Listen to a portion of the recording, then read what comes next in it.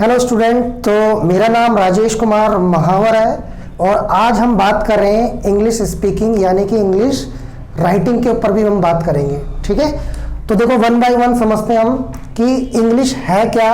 और बहुत सारे बच्चों को इंग्लिश में ना समस्या आती है कि वो इंग्लिश को कैसे लिखें, पढ़ें और उसको बोलें। तो वन बाय वन सबसे पहले हम इंग्लिश के कॉन्सेप्ट को समझेंगे और उसको समझने की कोशिश करेंगे।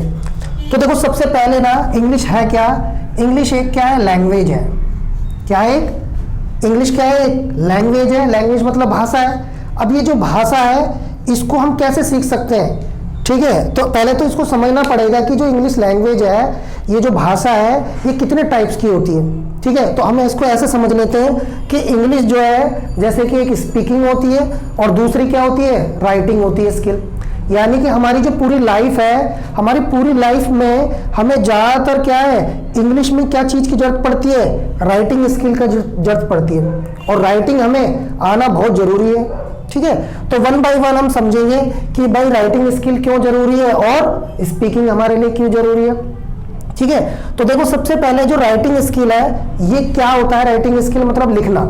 तो कुछ भी अगर हमें लिखना है लाइफ में, किसी चीज के ऊपर, टॉपिक के ऊपर हमें लिखना है, तो वो सिर्फ क्या होगा, राइटिंग स्किल से ही होगा। और राइटिंग स्किल है क्या? एक फॉर्मेट। क्या है?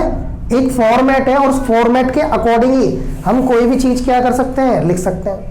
ठीक है, तो वन बाय वन देखते हैं। फॉर्मेट में हो सकता है हमारा स्टोरी हो, लेटर हो, एसे हो, नोटिस हो, एडवर्टीजमेंट हो और क्वेश्चन आंसर हो।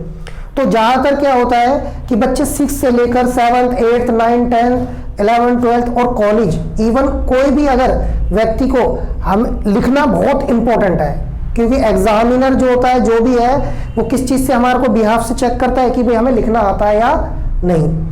तो हम उस लिखने के कॉन्सेप्ट को ही सीखेंगे और समझने की कोशिश करेंगे। ठीक है, तो मैंने अभी बोला आपको कि राइटिंग स्किल क्या है। तो राइटिंग स्किल से हम क्या कर सकते हैं, किसी भी टॉपिक को क्या कर सकते हैं, आसानी से लिख सकते हैं। और फॉर्मेट क्या होता है भाई, पूरी दुनिया में क्या, स्टोरी है, लेटर, एसे, नोटिस, एडवर्टीजमेंट और क्वेश्चन आंसर है। और इनको हम कैसे सीख सकते हैं, ग्रामर से। और ग्रामर में क्या होगा, तुम्हारे टेंसेज होंगे और तुम्हारे पार्ट ऑफ स्पीच होंगे। अगर हम ग्रामर और पार्ट ऑफ स्पीच को कंप्लीट कर लेते हैं तो हमें लिखना बहुत आसान हो जाएगा।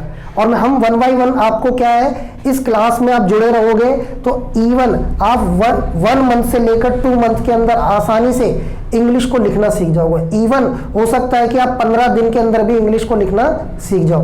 बस आपको स्टेप फॉलो करने पड़ेंगे और हमारी वीडियो को लगातार क्या है, देखना होगा।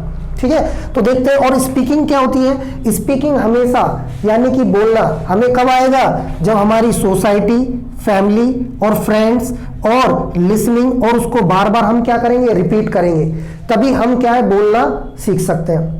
ठीक है, तो इसीलिए क्या है, बहुत सारे लोगों को ये क्या है, भ्रम है या समझ लो, एल्यूजन समझ लो कि भाई इंग्लिश क्या है, मतलब मैं नहीं सीख पाऊंगा कि नहीं सीख पाऊंगा, जैसा भी है। तो वो उसका बस एक ही मंत्र है कि सोसाइटी में, फैमिली में और फ्रेंड्स अगर आपके इंग्लिश बोलते हैं तो आपको बोलना आ जाएगा।